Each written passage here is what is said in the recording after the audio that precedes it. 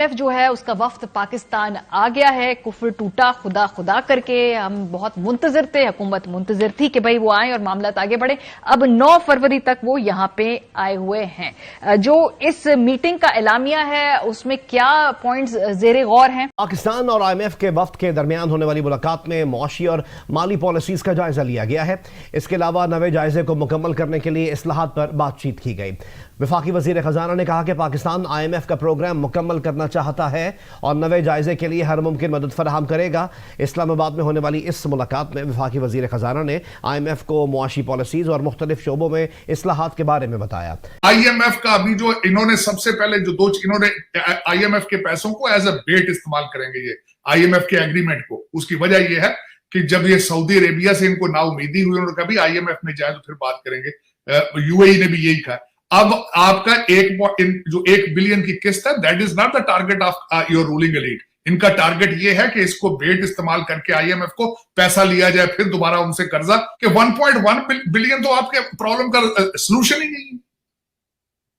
आपको तो इस वक्त ASAP बेसिस पे $10 बिलियन चाहिए जस्ट टू ब्रीथ, और 2 साल के अंदर आपको $50 बिलियन चाहिए। इतलात आ रही वो यही कि PDL का टारगेट हुकूमत पूरा करे, फिस्कल डेफिसिट के लिए इकदाम करे।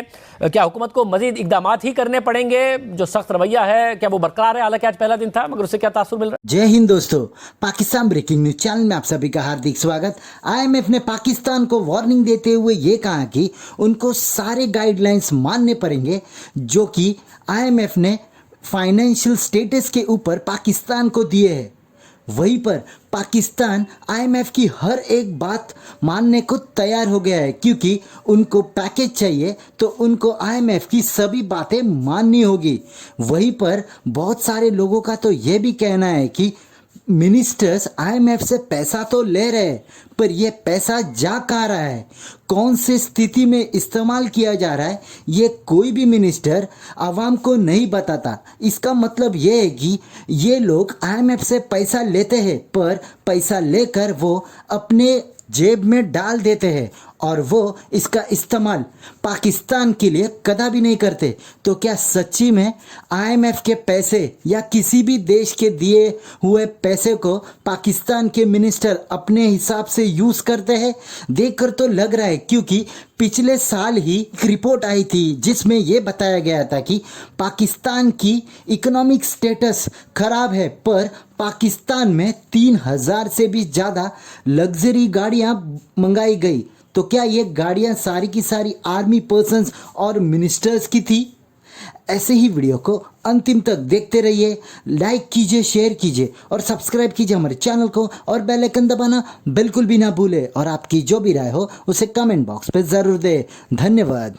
मुझे तशवीश है इस वक्त, ना सिर्फ मुझे तशवीश है बल्कि पूरी दुनिया को तशवीश होनी चाहिए कि अभी तक आपके किसी स्टेक होल्डर ने, चाहे एस्टेब्लिशमेंट हो चाहे कोई वो ये सो कॉल्ड जो पॉलिटिशियन हो, किसी ने अभी तक कौम को या दुनिया को उनके सामने कोई रोड मैप नहीं रखा कि हम इन हालात से निकलेंगे किस तरह और कब निकलेंगे।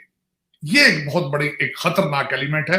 और जिस तरीके के बयानात आ रहे हैं, कोई मिच्योर बयान नहीं आ रहा। मैं जिस तरह अभी हम बात कर रहे थे कि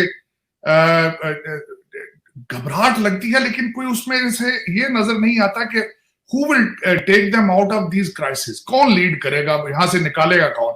बल्कि उसमें या तो 2 चीजें समझी जाती हैं इस वक्त, इशारे 2 ही निकलते हैं। जो खामोशी है पाकिस्तान के अंदर से, कुछ भी आवाज नहीं निकल रही है कि IMF वाले चले जाएंगे, टैक्सेस बढ़ा दिए जाएंगे, उसके बाद क्या होगा भाई? देखिए, उसी प्रेस रिलीज के अंदर एक जुमला था कि IMF ने उम्मीद जाहिर किया कि पाकिस्तान जो है वो तमाम जो रिक्वायरमेंट्स है वो पूरी करेगा। तो वो जो एक जुमला है on behalf of Nathan porter, वो सारी सूरत हाल जो वाज़ेह कर देता है। अभी तक जो हुकूमत की स्ट्रेटजी है वो यही है कि किसी तरीके से IMF को कन्विंस करने की कोशिश की जाए कि तमाम जो सख्त तरीन इकदाम अभी हमने करने हैं वो सारे ना किए जाएँ, और एक रोड मैप वो स्टैगर हो, ये तमाम चीज़ें अभी से लेके जून तक कर ली जाए। लेकिन मेरे ख्याल हुकूमत को भी अब शायद इस चीज़ की इतनी उम्मीद नहीं है कि कोई बहुत मेजर रिलीफ जो है वो IMF की तरफ से मिलेगा। तो अब जो सख्त तरीन इक़दाम हैं, हम सब वो कई दफ़ा डिस्कस कर चुके हैं, वो करने के अलावा अब लगता है ऐसा कि हुकूमत के पास कोई चारा नहीं है। जिस किस्म की जो डिमांड्स IMF की तरफ से आ रही है, उसे अब लग यही रहा है कि पाकिस्तान को मुश्किल तरीन जो इक़दाम हैं वो करने पड़ेंगे। अभी भी अगर आप देख लें, जो 35 रुपये रेट बढ़ा है पेट्रोल और डीज़ल का, उसमें पेट्रोल के ऊपर तो पेट्रोलियम लेवी पहले ही 50 रुपये के ऊपर है और डीज़ल के ऊपर 35 थी, उन्होंने 40 कर दी। तो इस यहाँ से जो फासला है 855 अरब रुपए तक पहुँचने का, वो काफ़ी मुश्किल तरीन रास्ता है और उसके लिए कई सख्त तरीन इक़दाम करने पड़ेंगे।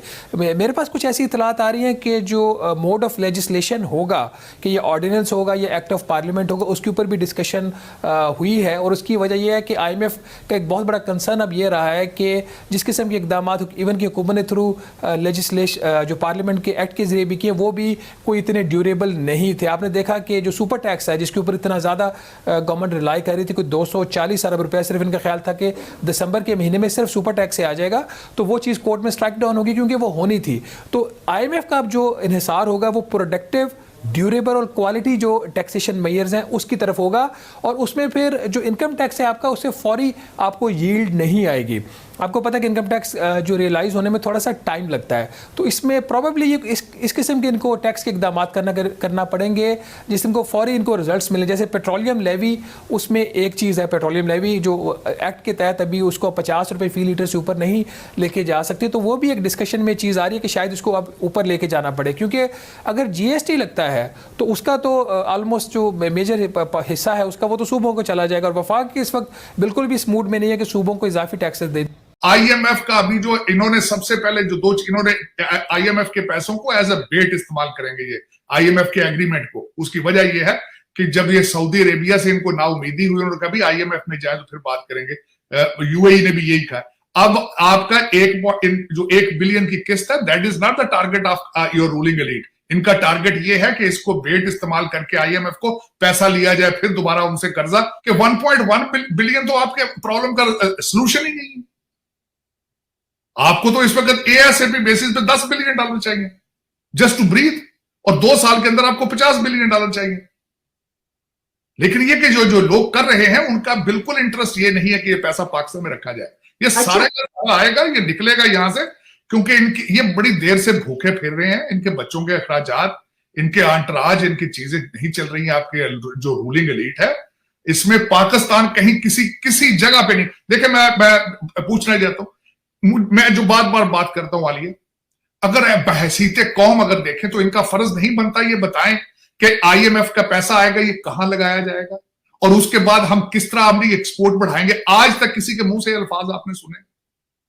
आपने कभी किसी से कहा है कि इंपोर्ट लग्जरी गुड पे पाबंदी हम लगाते हैं? आज आए जी मिलके ये इतना अरसा लगेगा ये प्रोग्राम बना दे। कोई जात एक बता दे मुझे, कोई एक जात, कोई एक फर्द वाहिद इस वक्त ये चीख रहा हो कि आए भी कौम को इस रास्ते पे चलाएंगे, ई-कॉमर्स पे ले चलते हैं, आए इन बच्चों को कोडिंग सिखाएं, आए इन बच्चों को सिखाएं कि ड्रॉप शॉपिंग क्या होती है, इनको सिखाया जाए कि पैसे किस तरह बनाने। कोई स्वाय एक ऐसा जिहाद है, वो एक ऐसा बंदा वहां बिठा दिया। ये हमारी मेहरबानी एस्टेब्लिशमेंट की कि हमें खुदा क्रिएट कर देते हैं। पहले इन्होंने भट्टो क्रिएट किया, फिर उन्होंने नवाज शरीफ क्रिएट किया, अब ये दूसरा अमीरुल मोमिनीन क्रिएट कर दिया है। ये सारी मेहरबानी है आपकी एस्टेब्लिशमेंट की। पाकिस्तान में तो रवाज है, ये खुदा ये क्रिएट करते हैं हमारे लिए। अब इस वक्त आपके बच्चे कहते हैं कि उनको बताया जा रहा है 21वीं सदी का ये पैगंबर है ये आपका, और वो बार बार कहता है ये सियासत नहीं जिहाद है।